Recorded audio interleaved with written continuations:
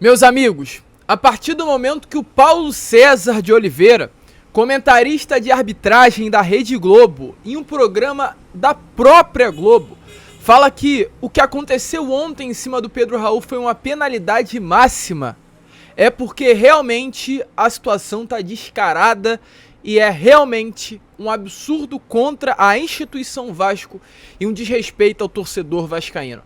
Mais uma vez, né? Mais uma vez na história do Campeonato Brasileiro, o Vasco é prejudicado pela arbitragem. E não é porque estamos falando pela arbitragem que vamos tirar a culpa da atuação ridícula do Vasco ontem em São Januário.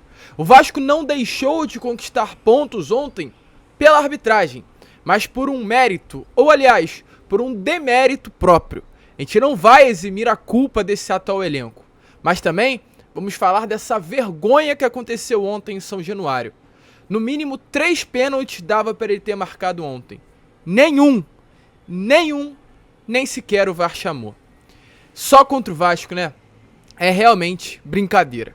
A gente vai falar sobre isso, porque além de ser prejudicado por essas não marcações de pênalti, o Vasco ainda pode ser prejudicado por o árbitro de campo ontem ter relatado na súmula algumas situações que aconteceram em São Januário. Realmente, os limites estão sendo completamente ultrapassados. Além dessas, torcedor, muitas outras novidades aqui. Até Maurício Barbieri reclamando do território hostil de São Januário, dizendo que essa hostilidade estaria nesse momento sendo voltado muito mais de uma maneira contrária ao Vasco do que a favor. Mas fica tranquilo que a gente vai falar sobre isso. Antes, porém, é claro, como eu sempre faço, eu quero dar as boas-vindas a todos vocês aí que estão chegando ao nosso canal pela primeira vez. Para quem não me conhece, eu sou o Lucas e você está no canal do Gigante Vasco, o canal do torcedor vascaíno. Rapaziada, é o seguinte, nesse momento a gente passa por um momento muito difícil. Vasco não tá bem, muito pelo contrário, Vasco tá muito mal. E eu entendo que é difícil para você, sendo um torcedor do Vasco, ter a vontade de se inscrever em canais do Vasco da Gama. Mas eu preciso de você. A gente vai estar aqui para te criticar. A gente vai estar aqui para cobrar o Paulo Brax e a diretoria do Vasco. A gente vai estar aqui para ser a sua voz. Mas para isso eu preciso de você. Então se inscreva. Não saia desse vídeo sem se inscrever. Vamos ter mais voz. Vamos ter mais poder para criticar, para reclamar, para mostrar tudo isso aí que vem acontecendo que é completamente contrário ao que a gente conhece do nosso Vasco. Isso que nós estamos vendo nesse Campeonato Brasileiro não é o Vasco que a gente conhece, não é o Vasco que a gente esperava ter com a transformação em uma SAF. Então se inscreva, vamos junto. Além disso, larga o dedo aí no like, no joinha, no gostei, para ajudar a divulgação desse vídeo. Vamos junto aí falar de Vasco, preciso de você, tranquilo? Vambora então, rapaziada, sem muita enrolação, vamos falar logo de Vasco da Gama. Eu já quero começar falando de arbitragem, pois como a gente falou ontem, né, na parte da noite, ou seja, no pós-jogo, a gente falou hoje também pela parte da manhã, desculpa pelo barulho externo, realmente tá difícil, mas nosso microfone acredito que dificilmente vai captar o barulho lá de fora, vai captar mais a minha voz, então vamos seguir mesmo diante disso. O que acontece, rapaziada? Ontem, o árbitro de campo, que no caso se chama Rodrigo José Pereira de Lima, de Pernambuco, ele foi o árbitro da partida entre Vasco da Gama e Santos. Um árbitro muito contestado pelas atitudes tomadas dentro das 4 linhas. Não apenas as penalidades máximas, mas faltas, critérios mal utilizados e diversos outros pontos que eu poderia estar falando aqui daqui pra frente. Um árbitro muito limitado, na minha opinião, ontem, que foi colocado para apitar essa partida grande do nosso futebol brasileiro. Uma partida em um momento difícil, dentro de São Januário. Com toda certeza o árbitro queria apitar esse jogo, seria pressionado e ele foi. E não conseguiu lidar com a pressão. Infelizmente, ele lidou com a pressão dentro de São Januário de uma maneira errada, equivocada e completamente contrária ao Vasco. Pois 3 penalidades máximas não foram marcadas. Uma, num toque de um zagueiro do Santos aos 17 minutos do primeiro tempo. Outra, num lance envolvendo o Pedro Raul em um outro toque também no Joaquim, camisa 28 do Santos, no primeiro tempo. E a terceira, aos 44 minutos do segundo tempo, uma disputa entre o Pedro Raul e o zagueiro do Santos, Rodrigo Fernandes. Nenhuma das 3 penalidades máximas claras, na minha opinião, o VAR nem sequer chamou o árbitro de campo. E o árbitro de campo também não fez questão de marcar a penalidade, pois estava muito perto de todos esses lances. E fica a dúvida. A gente que é torcedor sabe que foi pênalti. Mas para quem não é um torcedor do Vasco, critica. Fala que é choro do torcedor vascaíno. Fala que é desculpa por mais uma derrota no Campeonato Brasileiro. Mas não foi não, meu amigo. Realmente a situação é tão ruim, extrapolou tanto o limite, que até o PC de Oliveira, Paulo César de Oliveira, o comentarista de arbitragem da Rede Globo, ele falou que foi pênalti no Pedro Raul. E, meu amigo, a partir do momento que um comentarista da Globo, o comentarista inclusive de arbitragem, e esse comentarista de arbitragem sendo Paulo César de Oliveira fala que foi pênalti, não há nada da minha cabeça, a partir desse momento, que me faça entender, que não me faça entender, né, que o Vasco foi prejudicado na partida de ontem. Se o PC de Oliveira, meus amigos, que eu sempre vejo tendo um posicionamento contrário ao Vasco, diz que foi pênalti, aí eu tenho a convicção de que realmente o Vasco foi prejudicado, para não falar outra palavra, ontem dentro de São Januário. Dê uma olhada aí nas palavras do PC de Oliveira ontem no Seleção Sport TV. São do Rodrigo Fernandes. O Pedro Raul tem o domínio da bola, está com ela dominada e agora a gente vai soltar para analisar. O Rodrigo Fernandes pode soltar, olha só a ação dele. É direto. Na perna esquerda do Pedro Raul, ele não toca na bola, só no segundo momento que ele chuta essa bola para escanteio. Isso pode levar, sim, a interpretação do árbitro, né? A questão de dizer, olha, bola, a gente não tem acesso ao áudio, né? Do que foi falado, qual foi a mensagem que o árbitro estava passando para o VAR, né? Sustentar a decisão de campo. Mas para mim é uma entrada imprudente, né? Imprudente do Rodrigo Fernandes.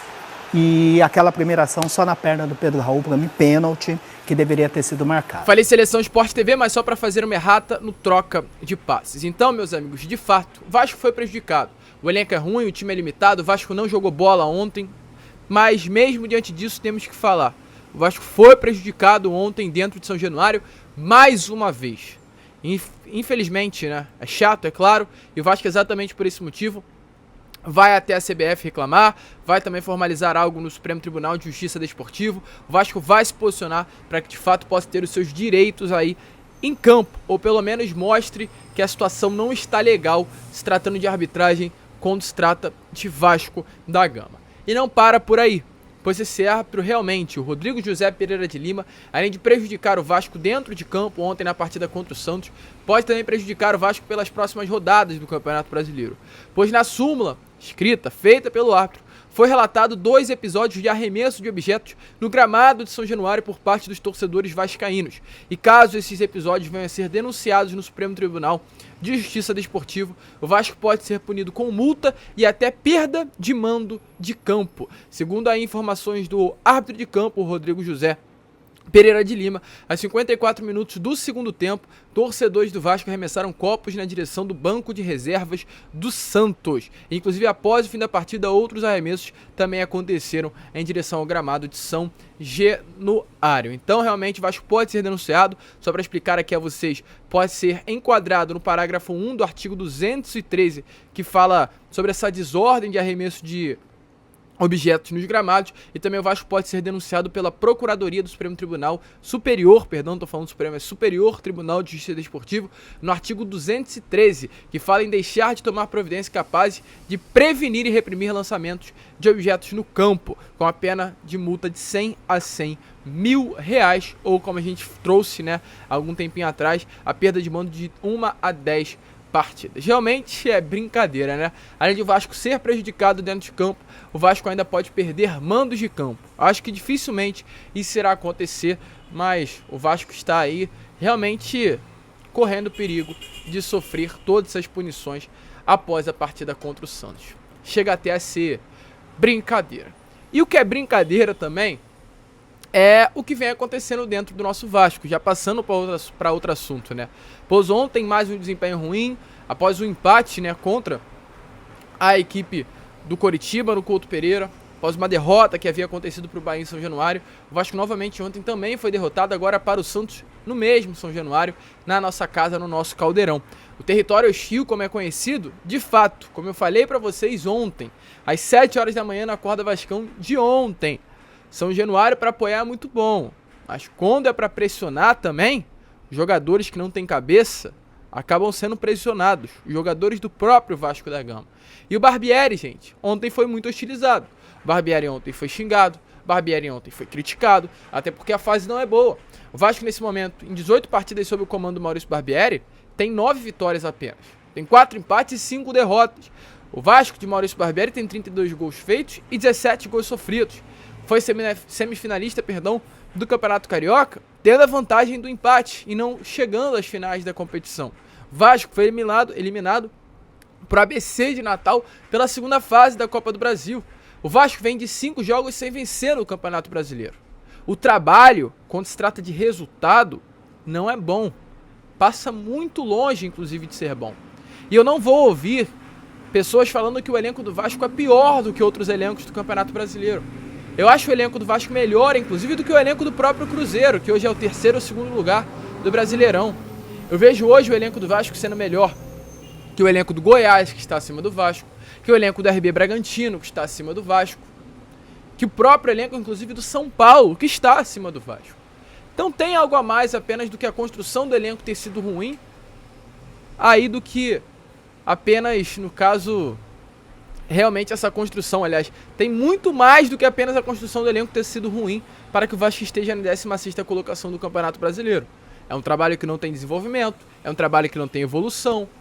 O que a gente olha para o início do ano para cá e vê uma evolução do trabalho? Nada.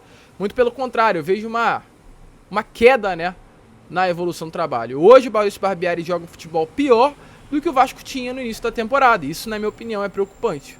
É muito preocupante. E exatamente por isso, ontem o Barbieri foi utilizado dentro de São Januário. Ontem, o Barbieri viu que a situação é ruim, que o clima é quente para ele. E aí fica a pergunta, ele vai aguentar?